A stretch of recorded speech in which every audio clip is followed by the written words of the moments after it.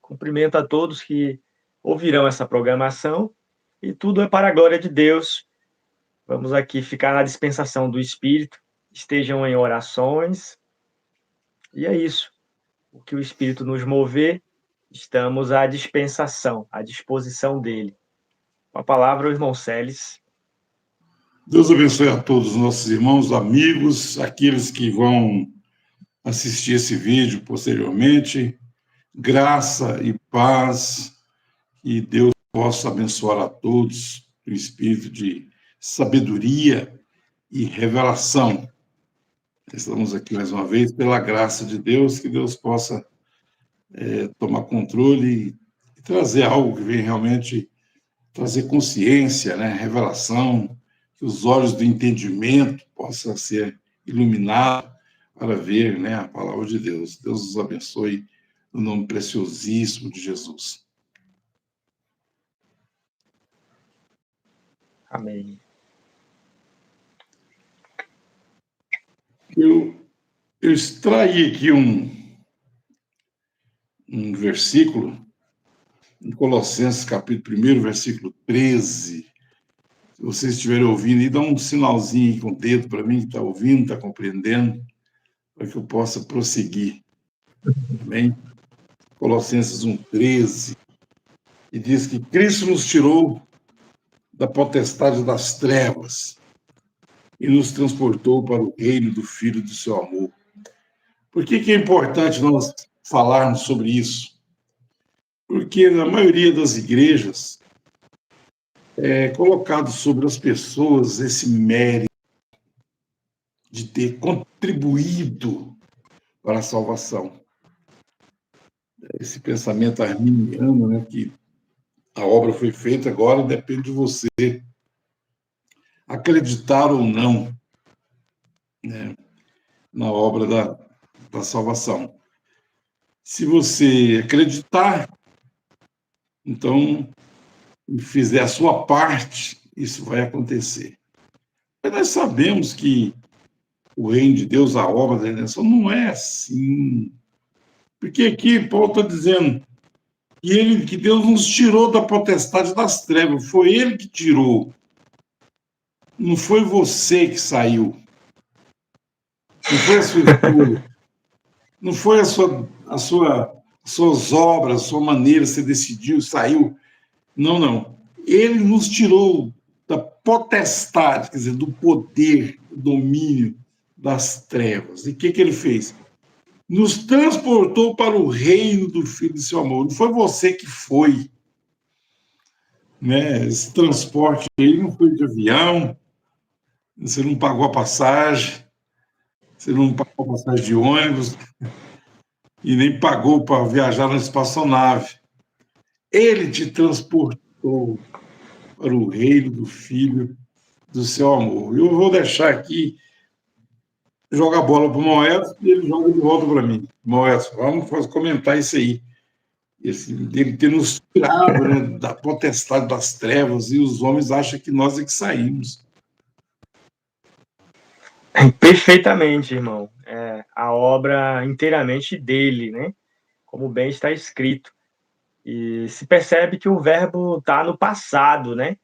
Ele nos transportou do reino das trevas para esse reino de luz, né?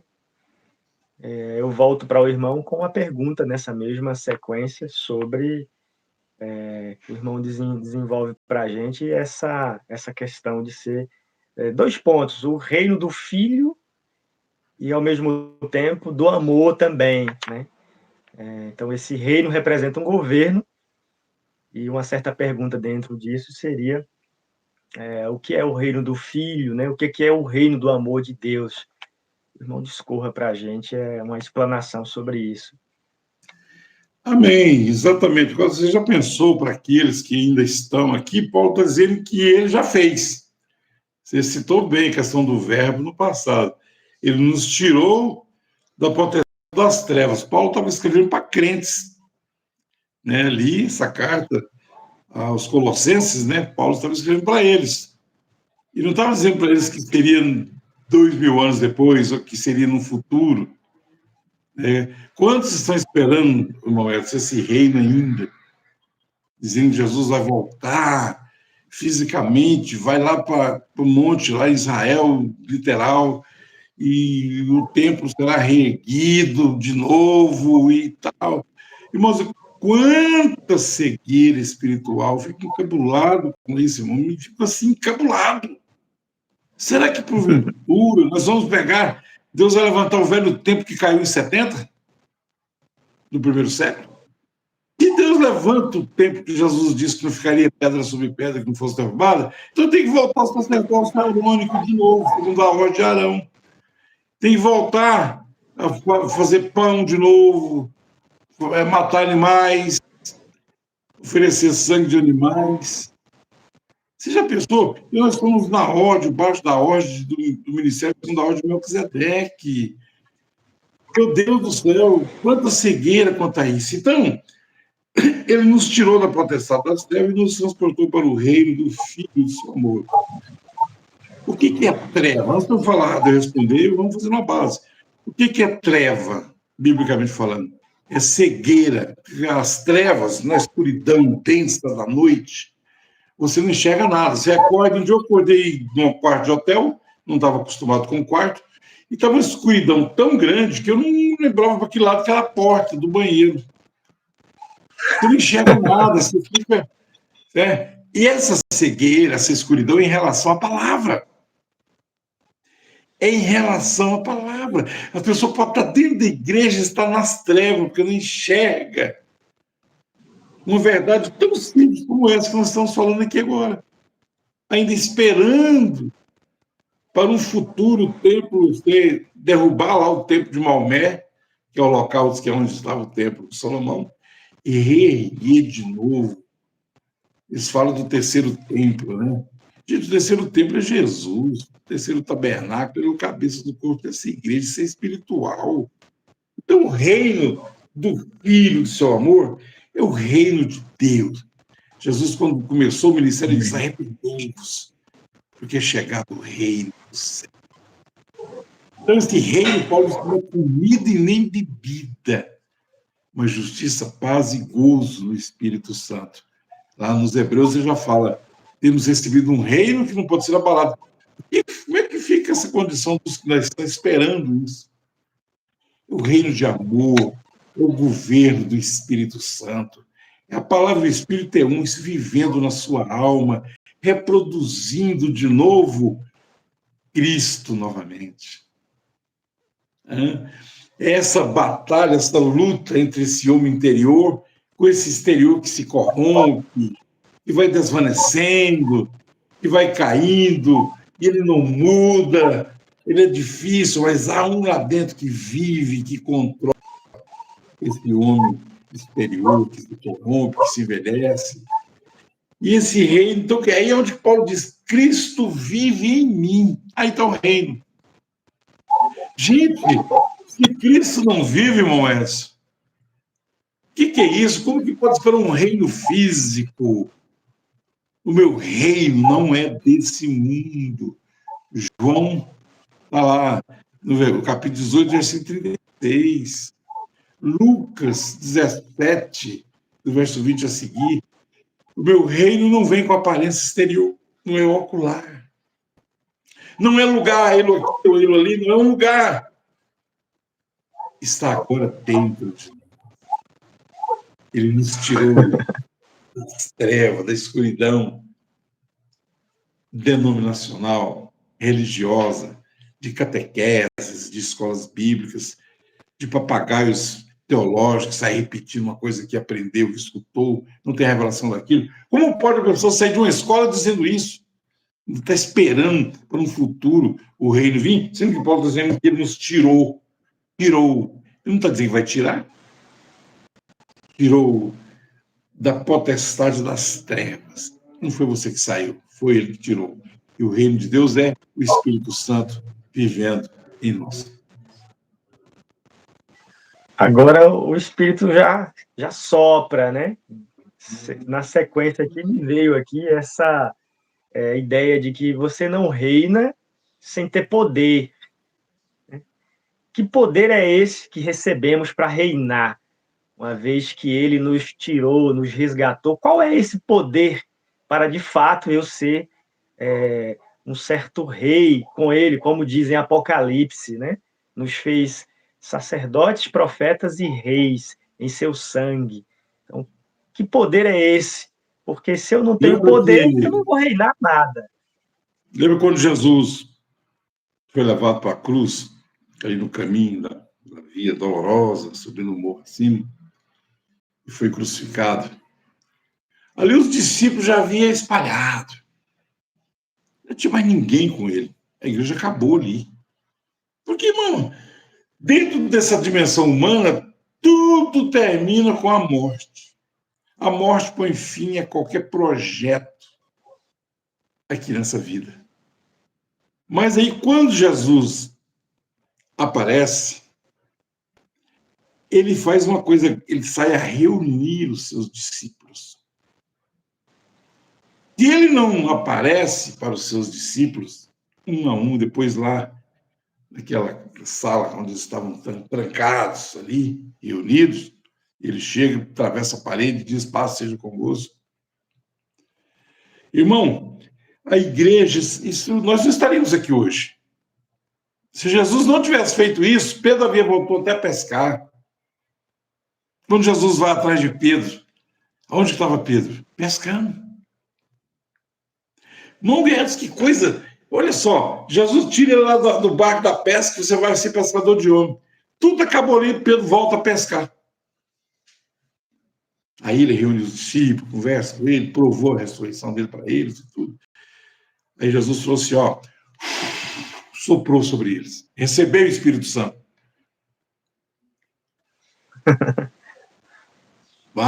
Eles andaram com Jesus, viram todo tipo de sinal e maravilha que muitos dos dias de agora nunca pensou que veria, nunca viu um morto levantar, sair do sepulcro, um endemoniado ser liberto, uma pessoa com as costas todas dobradas assim, endireitar. Eles viram as melhores pregações. E aí eles viram o Cristo ressuscitado e receberam o Espírito, mas ainda não estava pronto. Jesus falou assim, ó, agora eu já soprei o Espírito sobre vocês têm o Espírito. Porém, vai para Jerusalém e espera lá a promessa. Até que do alto sejais revestidos de poder. Aí depois disse, ser-me-eis testemunhas, começando em Jerusalém até os confins da terra. Contudo, irmão, necessito da manifestação do poder de Deus. E foi isso que aconteceu na porta do Templo Formosa. Pedro negou Jesus, e quando Jesus foi para a cruz, ele foi embora, se escondeu junto com os outros, todo mundo, cada um para um lado. Ele vai e reativa a empresa dele de pesca, agora totalmente restaurado, cheio com o Espírito Santo e com poder. Na porta do templo diz, eu não tenho ouro nem prata, mas o que eu tenho te dou. No nome de Jesus, levante e anda. E o paralítico saltou sobre os seus pés e andou. E aí, quantos sinais desses fazemos no livro de Atos dos Apóstolos? Aí está o poder, irmão, é o que realmente faz de nós testemunhas vivas. Porque não pode ser só um testemunho de intelecto, testemunho de conhecimento, irmão. Tem que ser um testemunho de poder. O poder tem que estar em nós. Mas não é o seu poder, não é um poder que te dá para você. Não, ele é manifestado. Não é coisa das suas mãos você fazer o que você quer, que você acha, não. Ele é manifestado segundo a vontade de Deus. Esse poder é necessário. O poder de Deus manifestado. Não somente dizer, eu tenho o Espírito Santo. Paulo diz, só vocês estão aí, escrevendo para os Coríntios, vocês estão aí inchados, cheios de coisas, olha, quando eu for aí ter com vocês, eu não quero ver conhecimento e blá, blá, blá, eu quero ver o poder. Eu quero ver o poder, eu quero ver a manifestação do poder. O poder de Deus, quando você glorifica a Deus nas tribulações, nas angústias, na sua solidão, nos seus abandonos. Tem que ter poder sobre a fé para pisar na cabeça da serpente e vencer aquele grande obstáculo. Caso contrário, irmão, fosse só com intelecto, nós vamos embora, tive a empresa lá, vou voltar para o Egito. Né? Estava muito bom lá. Essa é a verdade, irmão Edson. Agora, eu peguei o embalo nessa palavra aqui, né? O poder, o detalhe é que é do alto, né? O poder do alto. Você quer esse poder, porque esse poder vai te diminuir, porque é o poder do alto. Então, o poder de servir a Deus. As pessoas, se de fato começarem a entender isso, o poder que Deus me deu não é para que eu seja servido. Esse é o poder da terra, o poder que Pilatos e todos os governos humanos recebem, a autoridade sobre a terra para governarem como homens o reino do mundo. Mas isso, dentro dessa revelação que estamos aqui degustando, isso é exatamente o inverso que ele fez. Ele nos transportou desse reino para o reino da luz. Então, se de fato recebemos esse poder, somos então transportados.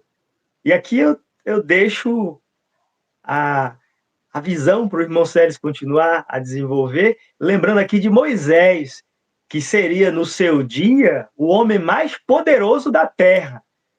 E esse mesmo Espírito o fez ver que havia um outro reino, que havia um outro império, que não é desse mundo. Qual é a verdadeira libertação? Qual é o verdadeiro poder de Deus transformador? Né? O irmão Celes prossiga aí. Nessa hora que estamos vivendo, nós vemos aí tanto reizinho, para tudo quanto é lado.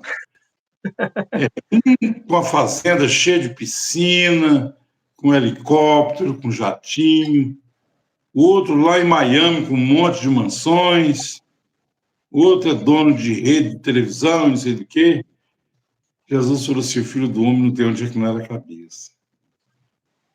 As aves têm seus ninhos, as raposas têm suas covas, o filho do homem não tem. Por quê? Porque você já pensou se Deus, esses homens têm tudo isso sem ter poder.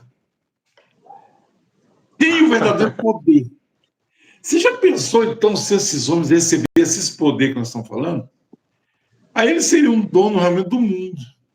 Mas Deus não deu esse poder aos homens carnais.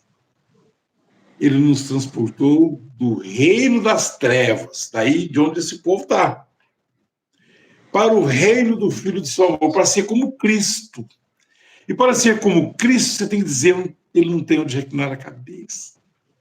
E Paulo, nesse mesmo capítulo, verso 24, diz, eu estou o quê? Ele diz, ó, regozijo-me agora no que padeço. E por vós, e na minha carne cumpro o resto das aflições de Cristo pelo seu corpo, que é a igreja. Então, irmão, esse poder, ele é do alto, não é seu. Ele é manifestado em nós, como foi manifestado em Cristo. Quando Jesus estava preso, Pilatos tentando soltar ele de todo jeito, disse, você não sabe que eu tenho poder para te soltar? Ele disse, não, nenhum poder que tu tem sobre mim de cima eu vou tanto. Aí que está, irmãos. Jesus estava glorificando a Deus na sua morte. Jesus estava glorificando a Deus quando estava sofrendo, apanhando. Isso é poder. Profetiza que te bateu, se você é o Messias, se você é o Cristo. Vai, profetiza. E batia, e batia, e batia, ele com a venda. Ali ele estava vencendo o mundo. Jesus perdendo tudo aqui nesse mundo para ganhar um reino, para ganhar um povo, para a sua glória. Então, se você não tem o poder dado por Deus, você vai manufaturar e falsificar isso. Porque esse poder ele é manifestado. Nós vimos no mercado da fé, no mercado da fé, homens sem esse poder estão ganhando muito dinheiro, ficando muito famoso. Mas ele não deu esse poder para você ali. Você já pensou, irmão, nós dois, vamos aí fazer um culto em Brasília. Pode que anuncia, não vai ninguém, vai meia dúzia de pessoas, ainda que passar na rua, parou. E você cura um cego. E eu levanto um paralítico da cadeira de rodas. Irmão, isso vai abalar Brasília, daí a pouco tem 1.000 pessoas, daí a pouco tem 3.000, daí a pouco nós temos uma tenda para 10.000 pessoas, daí a pouco o Moisés fala que chegou atrasado porque o motoboy não passou na hora, um vai lá comprar uma Mercedes e dá para ele. Eu tenho visto isso por aí, de uma BMW.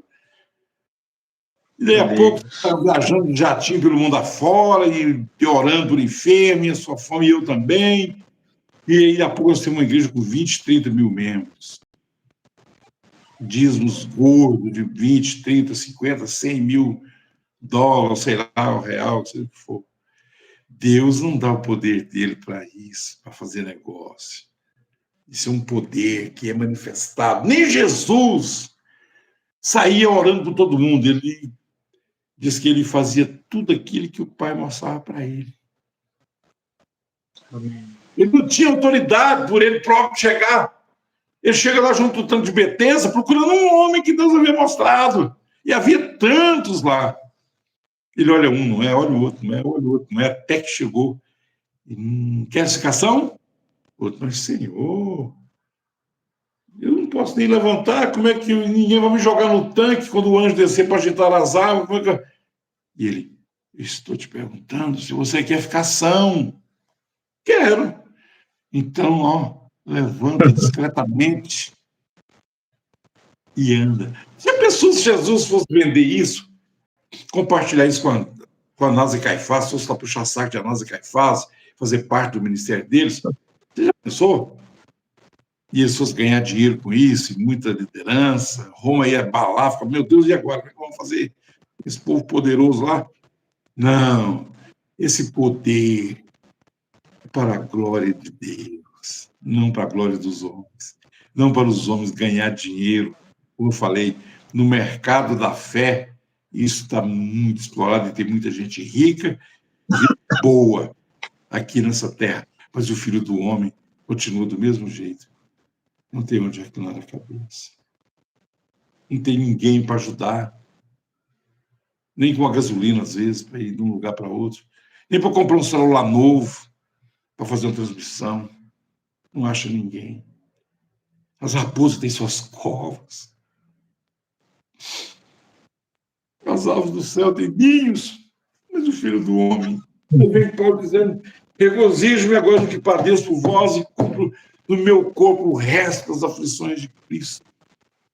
Que diferença desses líderes aí com jatinho, com helicóptero, com piscina, com mansões. Ai, irmãos, obras faraônicas. Tem uma igreja aí que está construindo um shopping de 5 andares.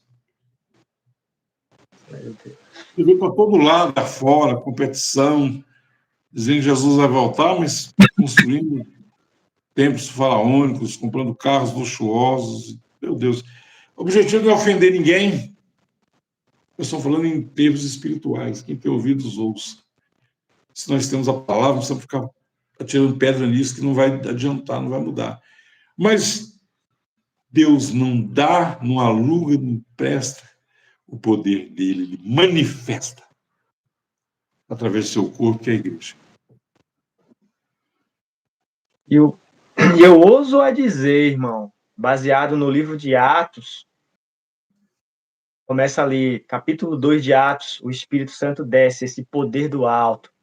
E Pedro ali se coloca como aquele primeiro, cumprindo o que Jesus já havia dito. E ali Pedro começa a ser levado nesse poder.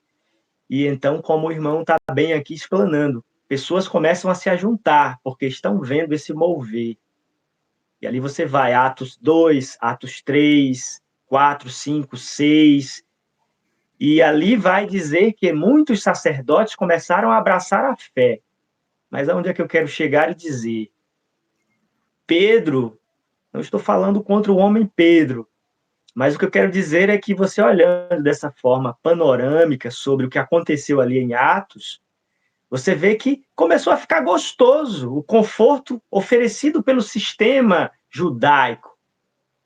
E Pedro, Tiago e João, pais que no início foram a boca de Deus, agora começa-se a ter uma certa confusão ali com as viúvas, e eles então criam o cargo de diáconos. Mas onde é que eu quero chegar? Não estou aqui desfazendo de Pedro, mas o que eu quero dizer é que esse poder sempre combate esse terreno. Precisou de Estevão se levantar pelo Espírito e falar contra o templo. E isso é uma espécie de suicídio.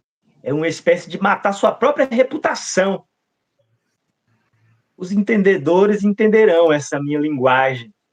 Se eu, você ou qualquer um formos levantados como Estevão nessas grandes instituições religiosas e tivermos o mesmo poder de Estevão e declarar que Deus não habita nessas instituições, o Espírito Santo habita unicamente naqueles que têm recebido sua palavra.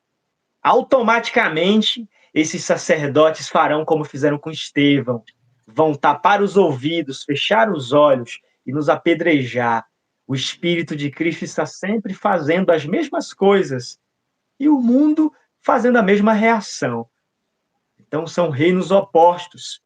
A grande verdade é que eles não querem o poder do alto, eles querem reinar sem o rei. Reinar sem o rei é reinar com outro rei.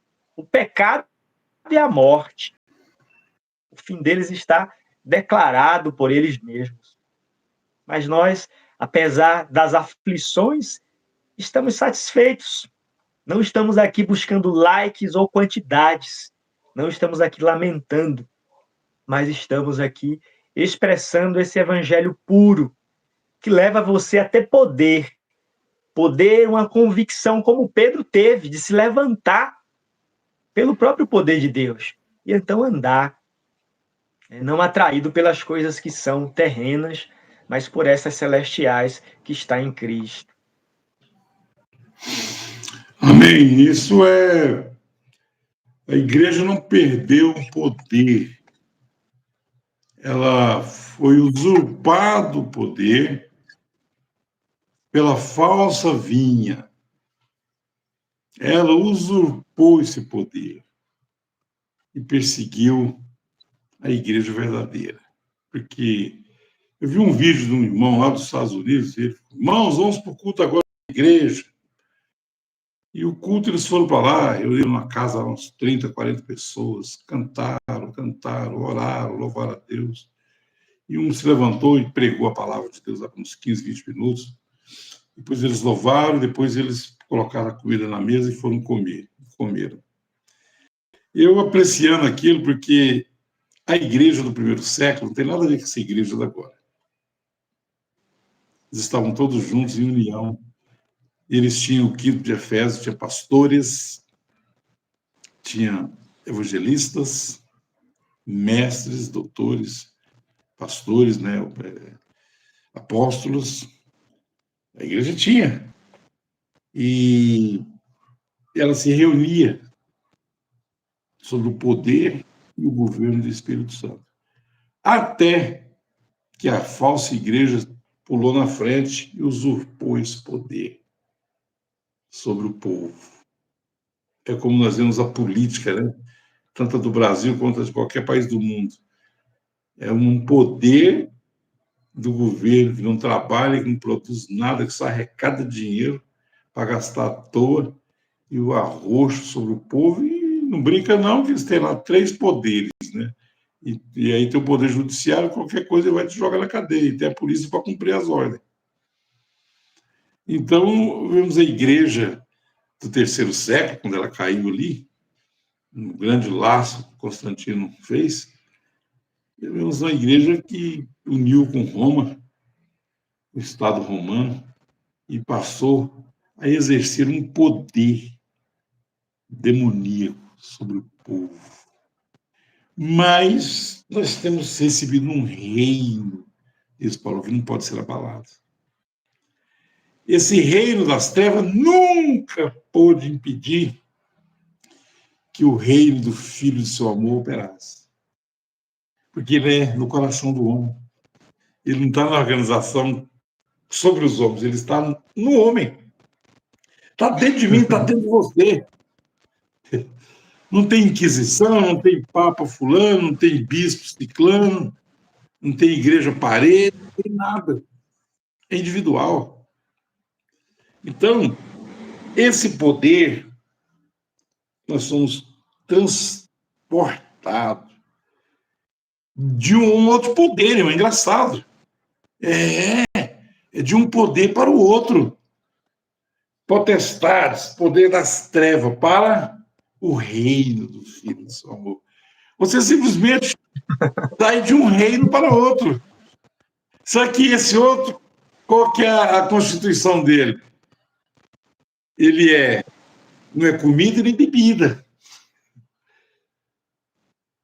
O reino de Deus não é comida nem bebida. O que isso significa? Nós ficaríamos aqui, não daria tempo, já estamos com 31 minutos, não temos que falar. Mas é justiça, paz e gozo do Espírito Santo. Ô, irmão, que coisa! Quem que dirige seus passos? O Espírito de Deus. Quem é que te guarda? O Espírito de Deus. Quem é que vive em você? O Espírito de Deus. E não preceito de homens, castigo de homens, catequese de homens, te amedrontando, te ameaçando, colocando medo nas pessoas para ter controle sobre elas. As pessoas não lêem a Bíblia, não sabem de nada. Acredita. Acredita. E isso, irmão, dentro de uma graça tão grande. Eu estava analisando aqui Efésios 2, que Deus que é riquíssimo em misericórdia, olha só, riquíssimo em dinheiro. Se eu fosse riquíssimo, ou fosse rico, eu tivesse pelo menos um bom salário como um funcionário, até do governo, mas eu dizer, não, mas eu vou te ajudar, eu vou pagar seu aluguel, tipo assim, né? Vou te dar um carro. Mas isso tudo você pode ter recebido e perdido, ou receber e perder. Mas esse aqui é o Deus que é riquíssimo em misericórdia, quer dizer que isso é eterno, não tem fim. Quantas vezes você errar, tem misericórdia. Agora, se eu te der 1 milhão e você gastar esse dinheiro, não souber gerir esse dinheiro e gastar à toa e perder, acabou, irmãos. Entendeu? Se eu te der um carro e você não souber gerir esse carro, abastecimento, despesa, pneu, freio, troca de óleo, e você, de repente, tem que vender ele por outra coisa. Acabou. Não vou te dar o carro de novo. Até então, que ninguém, né, tem condição. Mas aqui o Deus que é riquíssimo em misericórdia, isso é infinito. Olha só. Pelo seu muito amor com que nos amou, o verbo amar está no passado. Não está como eles pensam, dependendo de como é que você dança, ele vai tocar. Não. Pelo seu muito amor com que nos amou. O que ele fez? Nos vivificou, meu Deus. Quando andávamos fazendo a vontade da carne e dos pensamentos, mortos, e éramos filhos da ira por natureza, como os outros também. Ele nos vivificou, ressuscitou e nos posicionou no reino do Filho do seu amor. Ei, meu Deus do céu, que grandeza. Só isso aqui acabou, irmão. Quer falar da graça? Fala disso aqui, não precisa falar mais de nada. Se isso aqui não valer, mais nada vale, porque querem ajudar a Deus a isso e aquilo, quer colocar a participação do homem, o poder do homem, a condição do homem. Eu preciso de 1 milhão para fazer a obra de Deus. A obra de Deus você faz até ali. Eu vou terminar o assunto fazendo uma pergunta para você e para os nossos ouvintes, assistentes. Qual foi a maior obra que você viu no ministério de Jesus?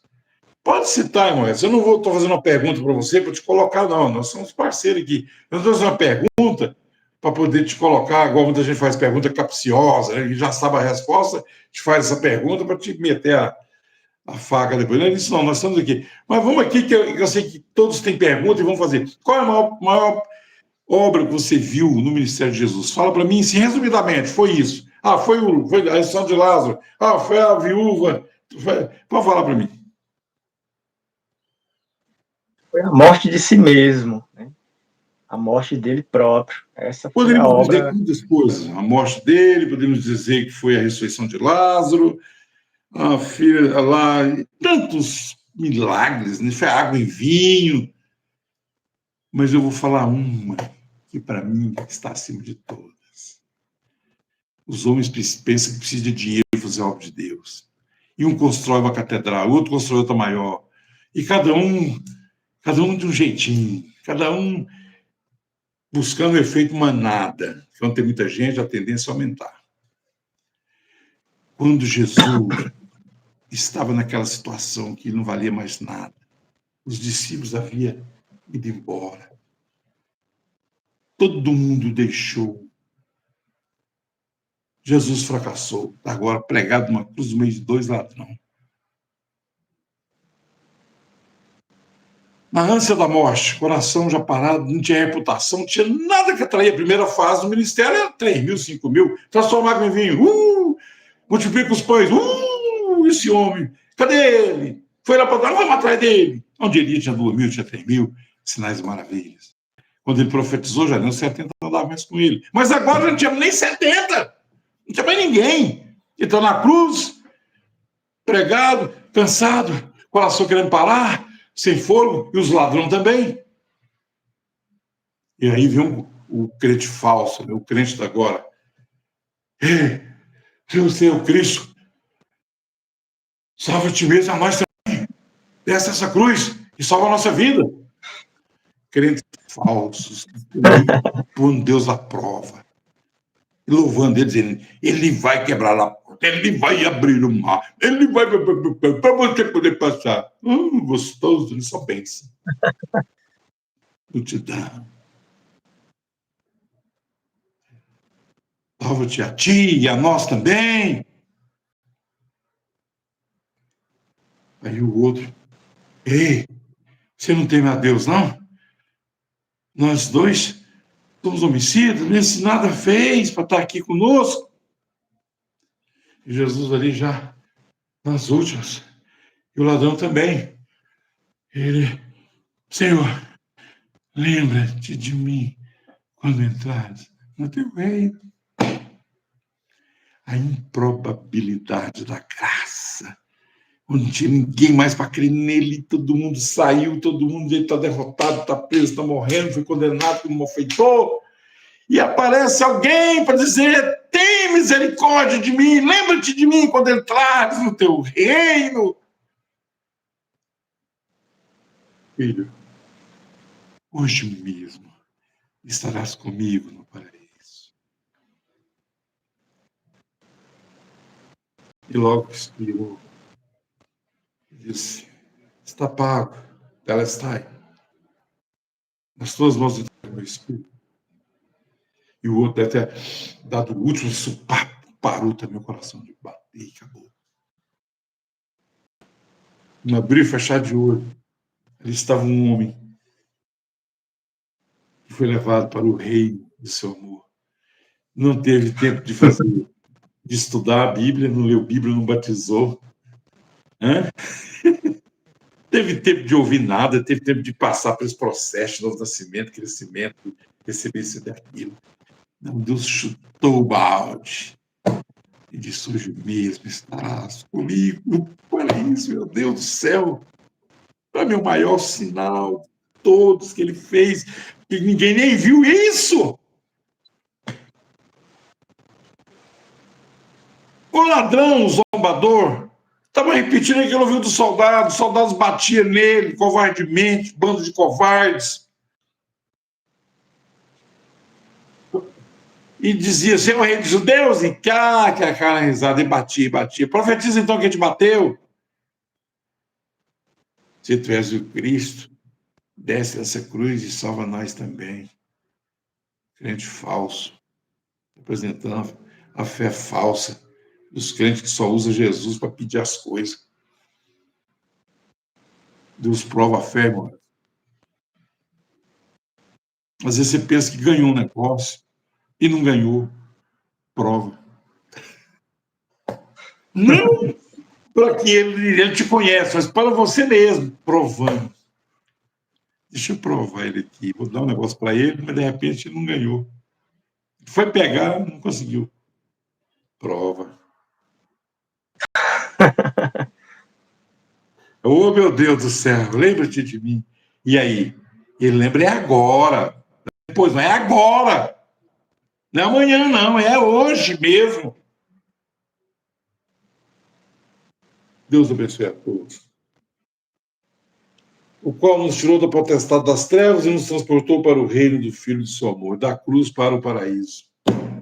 Essa é a mensagem que eu vou pregar amanhã. Deus pôs meu coração na igreja aí. Orem por mim. Deus abençoe os irmãos que se entrarem participando.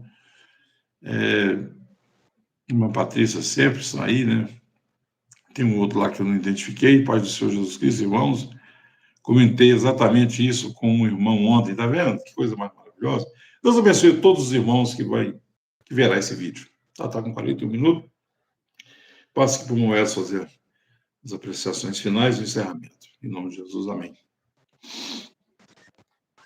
Amém, que maravilha. Como a palavra de Deus é, não há nada a se acrescentar nem tirar, a não ser dizer somente amém. E que Deus nos mantenha com esse dom tão maravilhoso, porque não há vida fora de outra mensagem, a não ser essa, que é a mensagem da cruz. Isso é o alimento que os verdadeiros filhos de Deus precisam nessa hora, e Ele está a alimentar. Deus abençoe a todos e até o nosso próximo encontro. Quem sabe se já não será providenciado estarmos aí juntos face a face, e aí será mais maravilhoso ainda. Deus os abençoe. Até o próximo encontro.